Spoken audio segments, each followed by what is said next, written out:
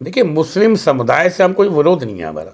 70 साल पर कितने साल पर सरकार में रहे हो, राम मंदिर का मुद्दा तुम लटकाते रहे। हिंदू की भावना नहीं है? हिंदू नहीं है क्या?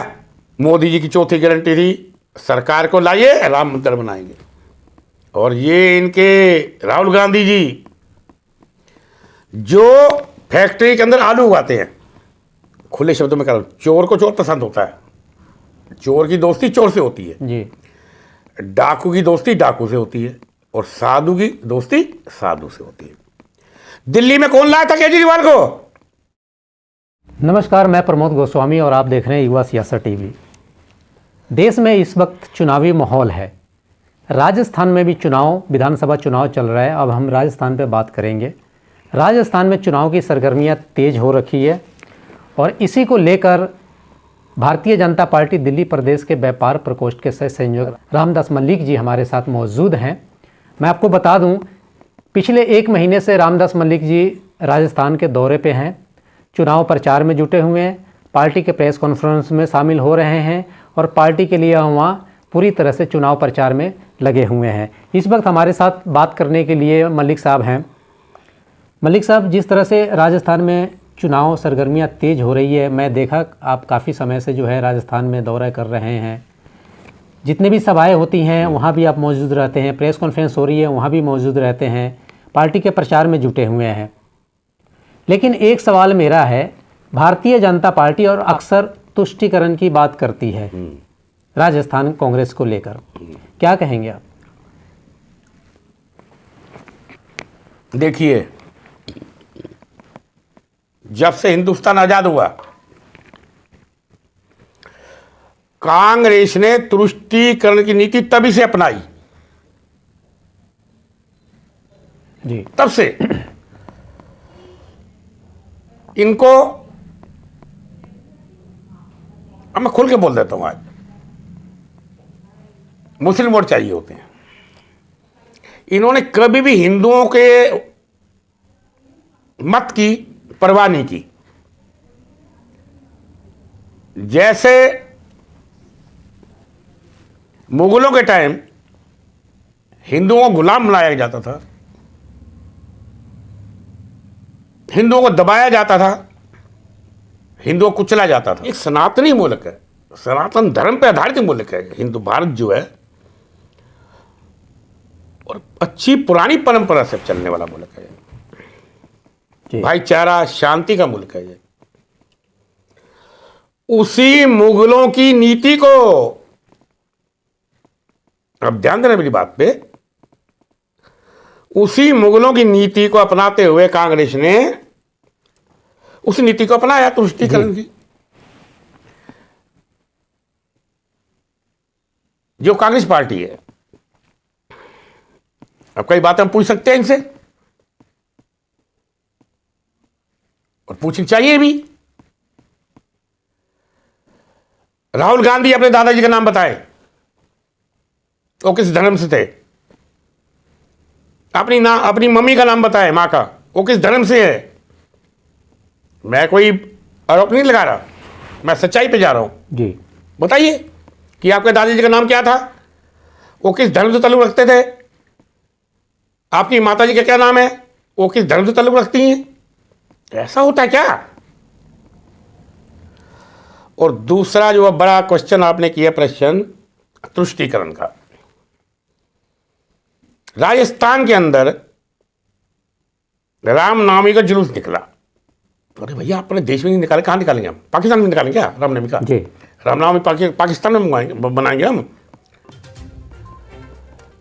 मतलूब अहमद नाम का एक व्यक्ति जो इनके समर्थन से वहां का निगम पार्षद बना, उसने पत्थरबाजी शुरू की, चाकुओं से रामनवमी के राम भक्तों के ऊपर पत्थर चलाए गए, चाकुओं से हमला हुआ। मैं अशोक गहलोत सरकार से एक बात पूछना चाहता हूं जी। आपकी एजेंसी कहां थी?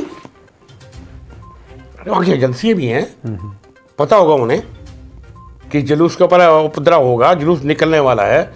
जब जुलूस निकलते हैं, कोई धार्मिक कार्य होता है, तो सरकार को पहले इतला दी जाती है, सूचना दी जाती है सरकार को, तो सरकार व्यवस्था करती है। अपनी एजेंसियों के द्वारा। उन्हें सब पता था। इस ढोंगी सरकार को, इस पखंडी सरकार को, हिंदू विरोधी सरकार को, महिला विरोधी सरकार को, किसान विरोधी सरकार को, युवा विरोधी सरकार को सब पता था कि राम भक्तों के ऊपर पत्थरों से, चाकू से हमला होगा। इन्होंने नहीं रोका। और बड़े अफसोस के साथ कह रहा हूं मैं, और बहुत जिम्मेदारी से बात मैं कह रहा हूं, वो व्यक्ति पत्थरबाजी करके, दंगा करा के, खून खराबा करा के निकल जाता है। अब एक बात बताइए, सरकार है क्या हुकूमत के बिना, हुकूमत के जानकारी के बिना वो निकल सकता है? आज तक वो व्यक्ति पकड़ा नहीं गया। इनका गहलोत सरकार का पूरा मूक समर्थन था उसको। अब तुष्टीकरण की बात आप कर रहे हैं। जब जब हिंदुओं के त्योहार आते हैं, जुलूस निकालने की बात होती है, पूजा करने की बात होती है, धारा 144 लगा दी जाती है, ये इकट्ठे ना हो।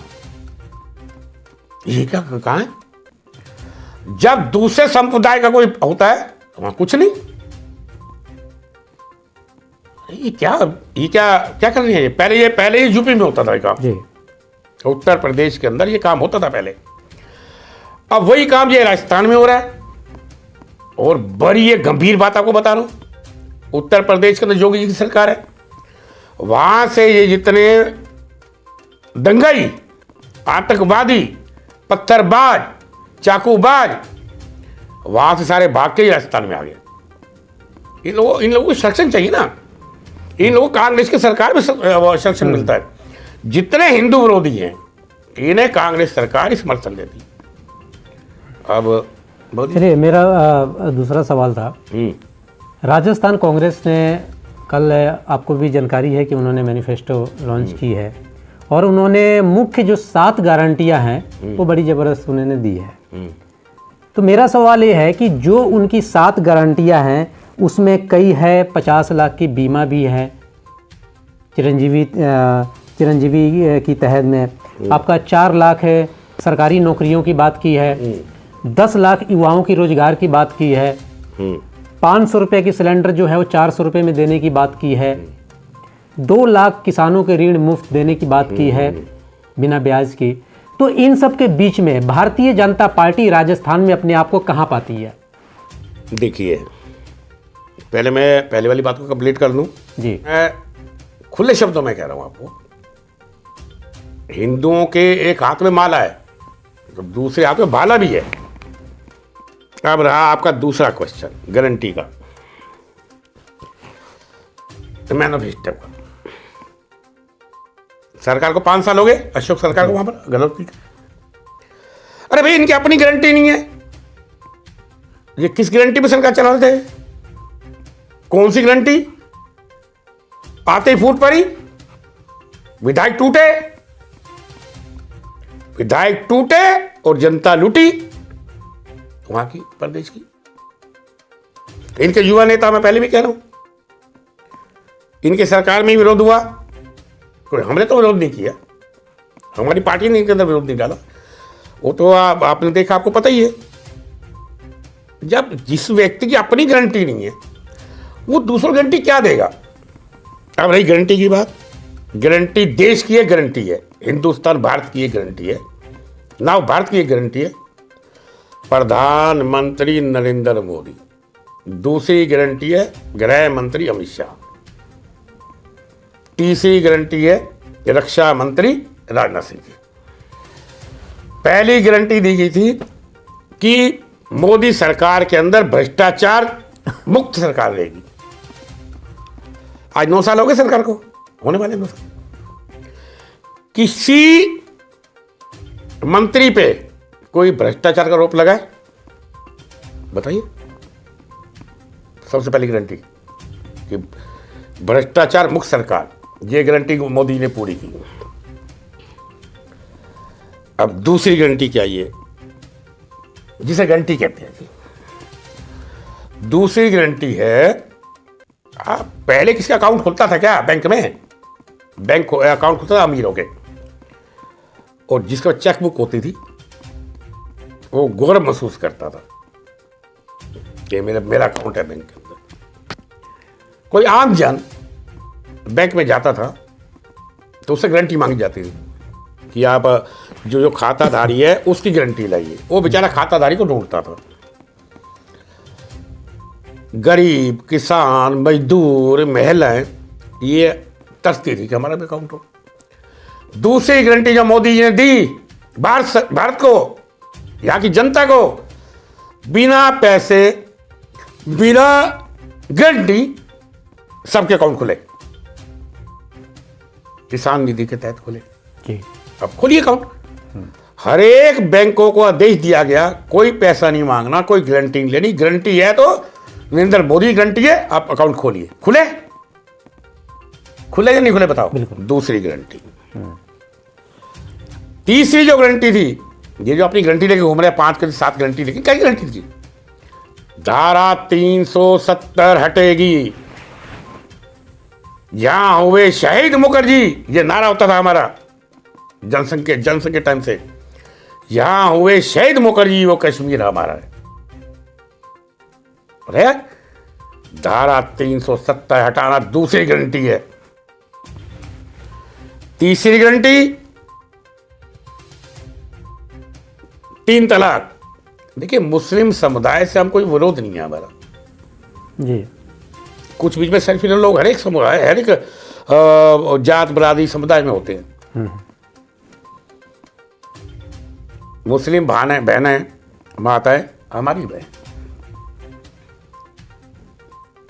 हम सनातनी लोग हैं। हम सबको एक कुटुंब मानते हैं, अपना एक को परिवार मानते हैं सबको।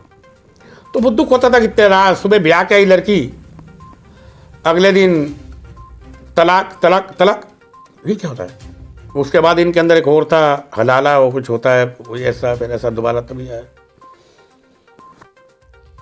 सम्मान बहुत विचलित था मोदी जी का भी। ये क्या हो रहा है? जो हमारे देश में पैदा हुई हमारी बहनें हैं ना वो। देखिए, अगर किसी लड़की का तलाक होता है जी, उसके भाई को भी तकलीफ होगी ना, बाप को भी होगी, मामे को भी होगी, पूरे कुटुंब को होगी। मैं संक्षेप में कहता हूँ, उसको हटाना ये हमारी है तीसरी गारंटी। इससे बड़ी गारंटी क्या होगी मुझे सर? सही बात। देखे तला।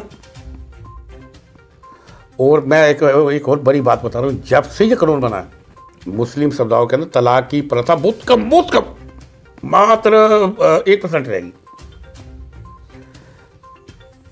चौथी गारंटी, तुम 70 साल पर कितने साल पर सरकार में रहे हो, राम मंदिर का मुद्दा तुम लटकाते रहे। हिंदू की भावना नहीं है? हिंदू नहीं है क्या? इतने मस्जिदें बनती हैं, चर्च बनते हैं, क्या एक मंदिर के लिए हमें संघर्ष करना पड़ा अपने देश के अंदर? जो बाबर के द्वारा बस ध्वस्त किया गया, हम जी तो कह रहे कि मैं मंदिर में दे दूं। तुम्हारा कोई मुसलमान समुदाय का कोई वहां पीर फकीर तो था नहीं, एक बाहरी अत्याचारी लूटने वाले ने आके मंदिर को गिरा के मस्जिद बना दी। वही तो मांग रहे थे हम, उसके लिए कितनी कुर्बानी हुई।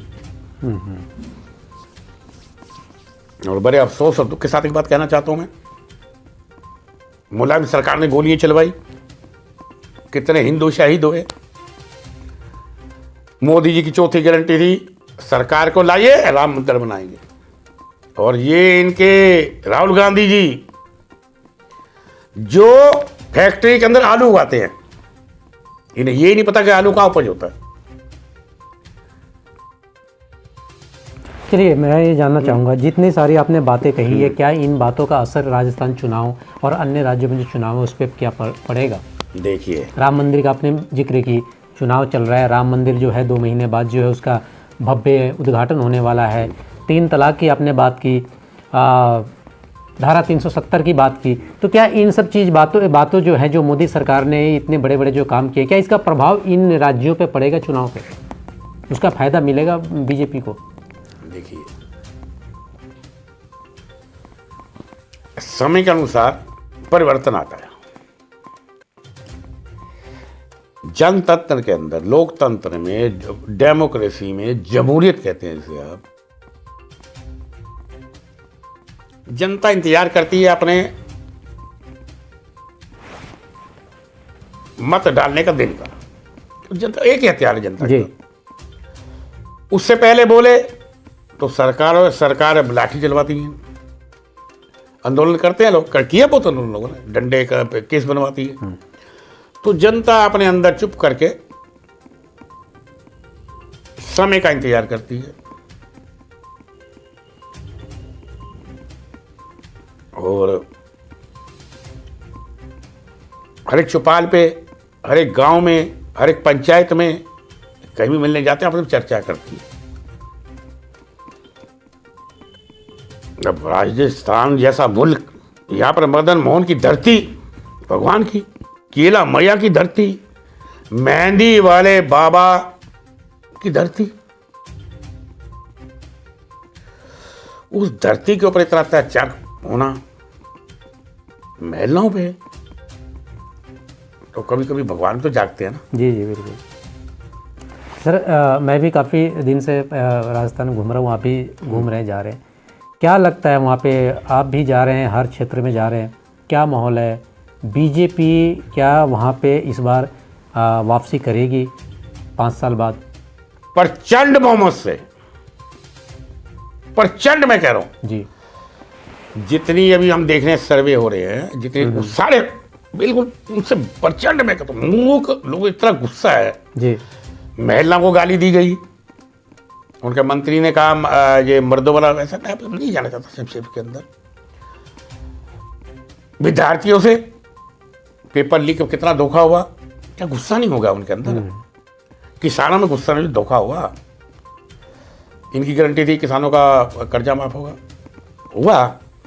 अब वो गुस्सा मैं बता रहा हूँ आपको, और बड़ी जिम्मेदारी से ये बात कह रहा हूँ। 25 तारीख को राजस्थान में, साथ साथ और प्रदेशों में मत होना है, लेकिन क्योंकि मैं राजस्थान पे ध्यान देना था, मेरा जिम्मेदारी वहाँ की थी। राजस्थान के अंदर जो मैंने देखा, जो लोगों के अंदर गुस्सा देखा, 25 तारीख को कमल के बटन पे ऐसा दबेगा, इस सरकार का आता पता नहीं होगा। लेकिन सर एक बात और बताएं, जिस तरह से दिल्ली में अरविंद केजरीवाल जी आए थे, उन्होंने पानी फ्री, बिजली फ्री कर इसी मुद्दे पर वो चुनाव जीते थे। और कहीं ना कहीं राजस्थान में भी गहलोत सरकार जो हैं, कई जो इनकी गारंटियां हैं उसमें कई ऐसे भी, लैपटॉप की उन्होंने बात की है कि छात्रों को लैपटॉप हम फ्री देंगे। जो किसान पशु रखते हैं उनकी गोबर जो है वो कह रहे हैं कि 2 रुपये प्रति किलो हम गोबर भी उनसे उठाएंगे। इस तरह की तमाम बातें हैं। तो कहीं ना कहीं जनता को भी लालच दिया जा रहा है। तो अब इतनी सारी जो गारंटियां है, बीजेपी भी है वो भी गारंटी दे रही है, बीजेपी भी स्कूटी देने की बात कही है छात्रों की। तो क्या लगता है कि वहाँ कहीं ना कहीं कांग्रेस से वर्सेस बीजेपी का बिल्कुल मुकाबला है उन दोनों में? बहुत अच्छा क्वेश्चन किया आपने। देखिए, खुले शब्दों में कह रहा हूं, चोर को चोर पसंद होता है, चोर की दोस्ती चोर से होती है जी, डाकू की दोस्ती डाकू से होती है, और साधु की दोस्ती साधु से होती है। दिल्ली में कौन लाया था केजरीवाल को? दिल्ली में अरविंद केजरीवाल की सरकार किससे समर्थन से बनी थी बताइए? कांग्रेस समर्थन दिया था? जी, दिया था, तभी तो दिल्ली के अंदर केजरीवाल की सरकार बनी। ये समर्थन देता सरकार नहीं बनती। इनको लपेटने वाला, इनको केजरीवाल गाली देने वाला, इनकी मुख्यमंत्री शीला दीक्षित को बेईमान कहने वाला, इनके को न्याय मंत्री थे, क्या नाम है, खुर्शीद अहमद, हाँ कुछ ऐसे। कुछ का वकील है वो, उनकी एनजीओ को चैलेंज करने वाला केजरीवाल था। इन्हीं का पौधा है, इन्हीं का बीज बोया हुआ है। चोर चोर मुसेरे भाई। अब बताइए, मैं आज एक और बड़ी और कह रहा हूं, ये तो कह रहे गोबर खरीदेंगे, मल नहीं तो मल, ये चुनाव जीतेंगे, मल को भी खरीदने को तैयार है। जो इंसान मल त्यागता है, ये उससे भी खरीदने को तैयार हो जाएंगे। इन्हें ये सत्ता के, देखिए इन्हें कुछ नहीं, इन्हें खाली सत्ता चिपके रहने का है। अब तो गोबर खरीद रहे हैं, अरे किसका कौन कैसे ऐसा होता है? 80 रुपये किलो दूध लेंगे। इनका बजट कितना है राजस्थान का? अभी जो उन्होंने घोषणा की है, मैं संक्षेप में जा रहा हूँ जी, जितनी घोषणा की है, महिला को ये देंगे, उनको ये देंगे, उनको ये देंगे, इनका बजट ही कितना है जी? आप उनको कैलकुलेशन कीजिए, आंकड़े देखिए जी, तो उससे ज़्यादा बनता है। वही दिल्ली में हुआ, केजरीवाल ने किया। क्या है आज दिल्ली सरकार के अंदर जो डीटीसी के पेंशन भोगी कर्मचारी हैं, उन्हें 4 महीने से पेंशन नहीं मिल रही। वाकई रो रही है हमारे सामने। दिल्ली जैसी सरकार जो कांग्रेस की संतान है जी, इस सरकार कांग्रेस की संतान नहीं बनती। अब आप पेंशन भोगी हो, पेंशन नहीं वृद्धों को। अगर ये हिंदुस्तान के दूसरे प्रांत में तो क्या होगा? आज कितने दिल्ली का नाश हो चुका है। और अब ये आपने फिर मैं वहाँ तो राजस्थान के ऊपर क्यों बात राजस्थान की हो रही है। आप एक बात मैं और रखना चाहता हूँ, अरे भैया तुम अब कर रहे हो, कोई विपक्ष में तो नहीं थे ये आज तो इन कांग्रेस के अंदर सोच दिमाग में नहीं आई। ये पहले से होगा ना, अभी हम करेंगे तो क्यों नहीं किया पहले? सही है, नहीं पहले कर सकते थे। अभी सरकार इनकी है ना जी, अब तो आचार संहिता, उससे पहले नहीं कर सकते थे।